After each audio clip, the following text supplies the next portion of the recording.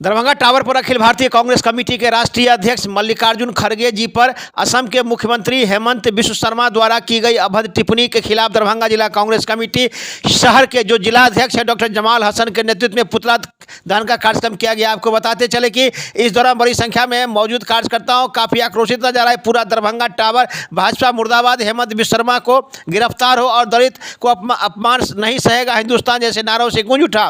पुतला दहन कार्यक्रम को संबोधित करते हुए जिला अध्यक्ष डॉक्टर जमाल हसन ने कहा कि इस तरह की अभद्र टिप्पणी न केवल एक वरिष्ठ नेता का अपमान है बल्कि देश के दलित से वंचित समाज की गरिमा के ठेस पहुंचाने का प्रयास है। उन्होंने कहा कि कांग्रेस पार्टी ऐसे अपमान को किसी भी कीमत पर बर्दाश्त नहीं करेगी और लोकतंत्र के तरीके से इसका पुरजोर विरोध जारी रखेगा। आपको बताते चले कि अवसर पर दरभंगा जिला कांग्रेस कमेटी ग्रामीण के जिला अध्यक्ष मिथिलेश चौधरी ने अपने संबोधन में कहा कि आज देश के नफरत और विभाजन की राजनीति को बढ़ावा दिया जा रहा है जिसे जनता बर्दाश्त नहीं करेगी। उन्होंने कहा कि कांग्रेस पार्टी हमेशा सामाजिक न्याय, संविधान और भाईचारा की राजनीति करती आई है और आगे भी इस प्रकार मार्ग पर संघर्ष जारी रहेगा। पुतला दहन कार्यक्रम में शामिल होने वाले राम नारायण झा, रमन कुमार झा, राम पुकार चौधरी, रीता मिश्रा, रियाज अली खान, मोहम्मद अजलम, धनंजय सिंह, हसमत अली, एहसान सिद्दीकी, मोहम्मद फैदाज, वहीं बड़ी संख्या में कांग्रेस के कार्यकर्ता उपस्थित। अब आइए सीधे चलते इस अवसर वहां उपस्थित कांग्रेस के नेताओं ने मीडिया को जानकारी देते हुए क्या कहा। एक रिपोर्ट दरभंगा दर्शन न्यूज से मनोज झा।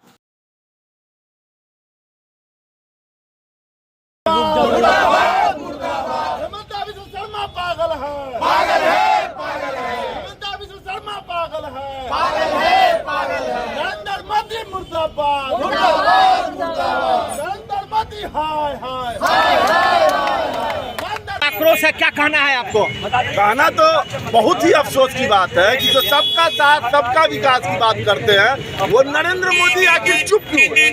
एक दलित वयोवृद्ध नेता जो कांग्रेस पार्टी का राष्ट्रीय अध्यक्ष है उसके बारे में कोई एक चोर का सरदार जिसका पूरा परिवार चोर है, वो असम का मुख्यमंत्री, वो असम का पगला मंत्री, वो असम का चिंपैंजी, वो आदमी अगर टिप्पणी करता है भाजपा चुप है, इसका मतलब है कि भाजपा जो है दलित के खिलाफ जो बोलेगा उसके साथ भाजपा खड़ी है। ये सीधा सीधी क्लियर करता है कि भाजपा दलित के खिलाफ बोलने वालों के साथ खड़ी है और कांग्रेस हर उस इंसान के खिलाफ खड़ा है जो समाज को बांटने का काम करेगा। अरे भाई, कभी हिंदू मुस्लिम के बात करने वाले को तुम संरक्षण देते हो, कभी दलितों को गाली देने वाले को संरक्षण देते हो। आखिर भाजपा से आई किस लिए इस सरकार में?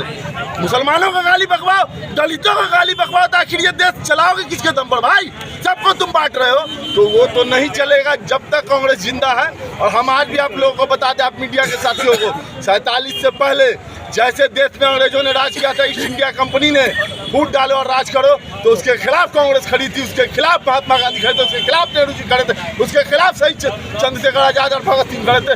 वैसे ही हम कांग्रेस के सिपाही आज खड़े हैं इस भाजपा सरकार के खिलाफ। जो आक्रोश है आप लोग का, क्या दिखाना चाहते हैं आप? जो आक्रोश है आपका? बिल्कुल आक्रोश हमारा एकदम व्याप्त है और इसकी लड़ाई सिर्फ दरभंगा के इस सरजमी से नहीं, प्रधानमंत्री मोदी के घर के बाहर तक इसकी लड़ाई लड़ी जाएगी। और एक बात मैं आपको और बता दूं, दलितों का अपमान नहीं सहेगा हिंदुस्तान, इस बात को याद रखिए।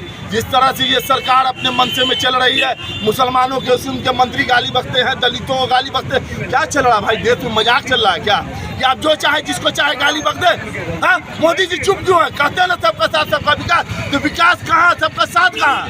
यानी उनके पार्टी के जो लोग हैं उनको लाइसेंस प्राप्त है, आप किसी को गाली आखिर यह है कि देश का गृह मंत्री भी एक तरीपार है।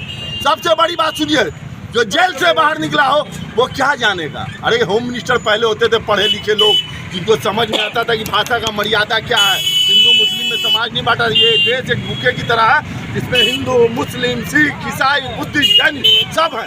वहाँ बड़ा बातचीत का बात कैसे करते थे? यानी आपका जो बात है वो छोटा कोसला है, सबका साथ सबका विकास। आपका बात यह है कि मेरा साथ और बाकी लोगों का विनाश नहीं चल रहा है। परिचय दे दीजिए अपना। डॉक्टर जमाल हसन, जिलाध्यक्ष दरभंगा जिला Congress committee sir. Bharatiya Janata party की 2014 में सरकार देश में आई और 14 से पहले देश में व्यक्तिगत आक्षेप, गाली गलौज ऐसी कोई भी राजनीति कभी नहीं हुई।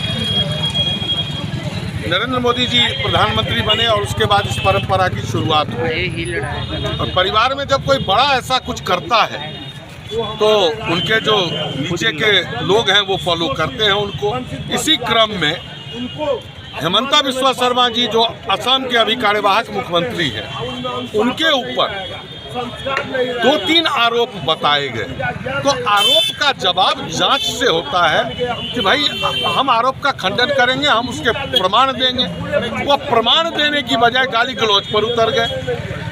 ऐसे ऐसे शब्द पवन खेरा जी के लिए बोले जो हम आपके माइक पे दोबारा बोल भी नहीं सकते। आप लोगों ने देखा होगा विजुअल। उतना ही नहीं, उससे नहीं मन भरा, उन्होंने हमारे राहुल गांधी जी पर टिप्पणी की। उन्होंने हमारे आदरणीय राष्ट्रीय अध्यक्ष मल्लिकार्जुन खड़गे जी जो दलित नेता है, जितनी उनकी राजनीतिक अनुभव है उतना इनका उम्र नहीं हुआ है, उस व्यक्ति पर भी इन्होंने इतना गलत शब्द का प्रयोग किया है जिसको हम दोबारा माइक पर नहीं बोल सकते। मैसेज क्या देना चाहते हैं आप? मैसेज सिर्फ इतना ही देना चाह रहे हैं हम लोग कि राजनीति में विचारधारा की लड़ाई होती है। राजनीति में व्यक्तिगत आक्षेप, गाली गलौज का कहीं स्थान नहीं है। भारत एक सभ्य देश है, सांस्कृतिक देश है, और इस देश में सभ्यता की कोई परिभाषा हमारे आज़ादी के से पहले भी और बाद भी पुरातन काल से कायम की जा चुकी है। परिचय दे दीजिए।